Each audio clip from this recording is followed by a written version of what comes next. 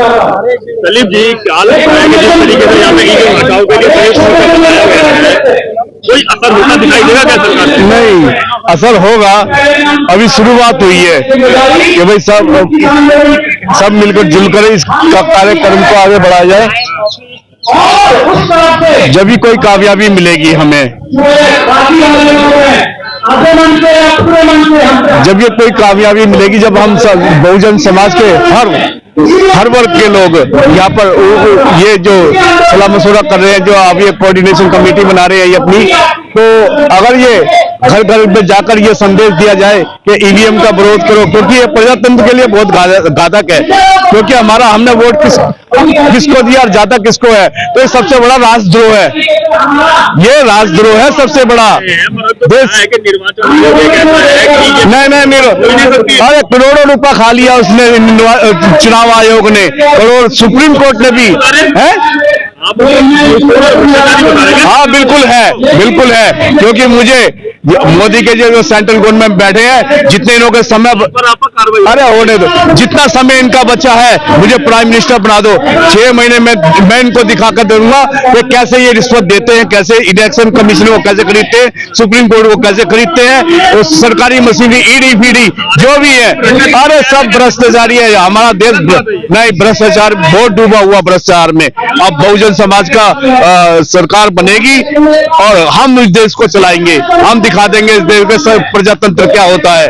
और या तो अब तो ईवीएम रहेगी या बहुजन समाज रहेगा। आप तो क्रांति की लहर दौड़ गई है, अब इस देश में आर पार की लड़ाई है जनाब। क्रांति की बात नहीं देखा जाए तो कोई जाटव है, कोई बंदी है, कोई दलित है, कोई मुर्मी है, कोई पटेल है, सब कुछ। नहीं, तो वो बहुजन समाज के तो लोग है ना। अब वो तो उसमें ब्राह्मण की व्यवस्था ने बांटा हुआ इंसान को। अरे इंसान में कहाँ जाति होती है? नहीं, हम अब जातिवाद ही खत्म करेंगे। पक्का है कि अब हमारी बहुजनों की सरकार आएगी, या तो हम रहेंगे या ईवीएम रहेगा अब देश में।